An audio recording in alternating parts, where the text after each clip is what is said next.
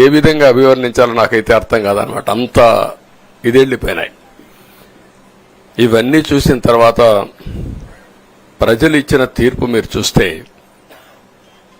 అహంకారం, నియంతృత్వం, విచ్చలవిడితనం, ఏదంటే అది చేస్తాననుకుంటే ప్రజలు క్షమించే పరిస్థితులు లేరు. అదే ఈరోజు నిరూపించే పరిస్థితికి వచ్చారు. ఒక మాటలో చెప్పాలంటే ఈసారి వీళ్ళు చేసింది గుణపాఠం పాలకులకు కాదు, అవినీతి అహంకారంతో ముందుకు పోయే ఎలాంటి ధ్వంసకారులకైనా ఇదే జరుగుతుందని నిరూపించారు ప్రజలు. దానికి మనస్ఫూర్తిగా అభినందిస్తున్నా. అదే సమయంలో 5 సంవత్సరాలు మా కార్యకర్తలు పడిన ఇబ్బందులు, చాలా మంది స్లీప్లెస్ నైట్స్, కంటి నిండా నిద్రపోని పరిస్థితి. అక్కడి నుంచి నేను చూస్తే చాలా కడాన మనిషిని హింస పెడుతూ, నువ్వు ప్రాణంతో బతకాలంటే జై జగన్ అనమంటే జై తెలుగుదేశం, జై చంద్రబాబుని ప్రాణాలు వదిలిన సందర్భం చంద్రయ్య. ఇది తలుచుకుంటే ఆ కమిట్మెంటే, ఆ త్యాగాల ఫలితమే ఈరోజు ప్రజాస్వామ్యాన్ని కాపాడుకోగలిగాం. ఒక్క మా కార్యకర్తలకే కాదు, మీడియా 5 ఏళ్లు మీరు పడిన ఇబ్బందులు, మీరు కోర్టుల చుట్టూరు తిరిగిన ఇది, మిమ్మల్ని సిబిసిఐడి ఆఫీసులో పెట్టి వేధించిన విధానం, అవి తలుచుకుంటే ప్రజాస్వామ్యమే సిగ్గుతో తలంచుకోవాలి. అలాంటి సంఘటనలు జరిగాయి. మేనేజ్మెంట్ని ఒకరినని కాదు, ఎవరినైనా పట్టుకురావచ్చు, ఏదైనా చేయొచ్చు అనే ధీమా వచ్చేసి ఇష్టానుసారంగా ప్రవర్తించే పరిస్థితికి వచ్చారు. అదే సమయంలో ప్రజల మీద, మా పార్టీ మీద సరే, ఈవెన్ జనసేన, పవన్ కళ్యాణ్, ఆయనకు కూడా స్వేచ్ఛ లేదు. ఎక్కడైనా సరే విశాఖపట్నానికి వెళితే ఉన్న పళంగా విశాఖపట్నం నుంచి వెకేట్ చేయాలని తిరిగి, అంటే నగర బహిష్కరణ, ఒక నాయకుడిని నగర బహిష్కరణ చేస్తే కారణం చెప్పకుండా ఇంకా వేరే వాళ్ళ కథ ఏముంటుందో మనం ఆలోచించుకోవాల్సిన అవసరం ఉంది.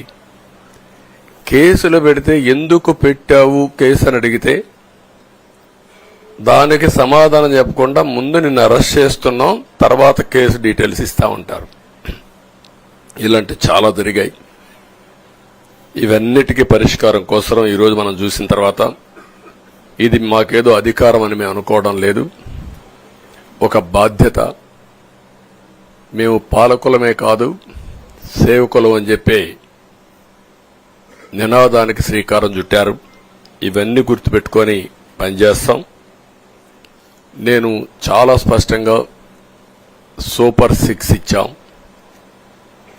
అదే మాదిరిగా ప్రజాగళం ఎన్నికల మేనిఫెస్టో ఇచ్చాం.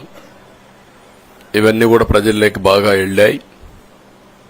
ఒక హోప్ క్రియేట్ అయింది. ఇవన్నిటి ఫలితాలే నిన్న వచ్చాయి. అదే మాదిరిగా మేము ఇక్కడ మీరు చూస్తే ఒక పక్క తెలుగుదేశం పార్టీ మొట్టమొదటిసారిగా పవన్ కళ్యాణ్ గారు ప్రభుత్వ వ్యతిరేక ఓటు చేరడానికి వీలు లేదు, ఈ రాష్ట్రంలో మళ్ళా ప్రజాస్వామ్యాన్ని గాని ఈ రాష్ట్రాన్ని కాపాడుకోవాల్సిన బాధ్యత ఉందని చెప్పి ముందుకొచ్చి ఈ యొక్క కూటమికి బీజం వేశారు. వారిని మనస్ఫూర్తిగా అభినందిస్తున్నాం. ఆ తర్వాత బీజేపీ కూడా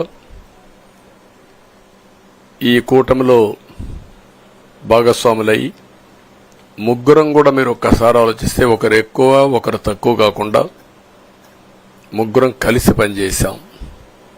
బేషిజాలు ఎక్కడా లేకుండా మేము ఏదైతే చెప్పామో ప్రజలు గెలవాలి, రాష్ట్రం నిలబడాలి, దీనికోసం పై స్థాయి నుంచి ఢిల్లీ నుంచి వచ్చినటువంటి బీజేపీ నాయకులు గాని, ప్రధానమంత్రి అమిత్ షా గారు గాని, ఇక్కడుండే పవన్ కళ్యాణ్ గాని, తెలుగుదేశం పార్టీ కేంద్ర నాయకత్వం నుంచి కింది వరకు అందరం కూడా ఒక ట్రూ స్పిరిట్ తో పనిచేశాం. 175 అసెంబ్లీలు, 25 అసెంబ్లీలు, అన్ని పార్టీలకు సంబంధించిన సీట్లుగా ఎన్డీఏలో భాగస్వాములుగా ఒక బాధ్యతతో ముందుకు పోయాం. అందుకే ఈ అనూహ్యమైనటువంటి విజయాన్ని సాధించగలిగాం. ఇక్కడి నుంచి బాధ్యత ఉంటుంది. ఆ బాధ్యతని ఏ విధంగా చేయాలనో అవన్నిటి కూడా ప్రణాళికలు తయారు చేసుకుంటాం. అంటే ఈ 5 సంవత్సరాలు జరిగిన విధ్వంసం మీరు ఒకసారి చూసిన తర్వాత ఇది ఒక 30 సంవత్సరాలకు ఎంత డ్యామేజ్ చేయాలనో అంత డ్యామేజ్ జరిగింది. వ్యవస్థలు విధ్వంసమయ్యాయి. మొత్తం ఎకానమీ కుప్పగూలిపోయింది. అప్పులైతే ఎంత చేశారో ఇంకా లోతు పోతే తప్ప మనకు తెలియదు. ఎక్కడెక్కడ చేశారో, ఏమేం చేశారో తెలియదు. ఇంకొక పక్క ఎక్కడికక్కడ సహజ సంపద, ఒక శాండ్ కావచ్చు, మినరల్ వెల్త్ కావచ్చు, లేకపోతే ఏదంటే అది, ఇంకా మాకు అడ్డే లేదు, ఏమైనా చేయగలుగుతాం, ఎవరైనా అడ్డొస్తే తొలగించుకుంటా పోతామనే ధీమాతో ముందుకు పోయారు. కొంతమంది భయపడి రాలేకపోయారు, ఎదిరించలేకపోయారు. నా కళ్ల ముందర ఒక రైతు చూస్తే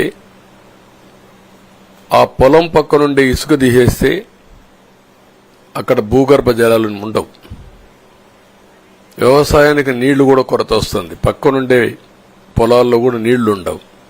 కానీ మాట్లాడే సాహసం చేయలేకపోయాడు.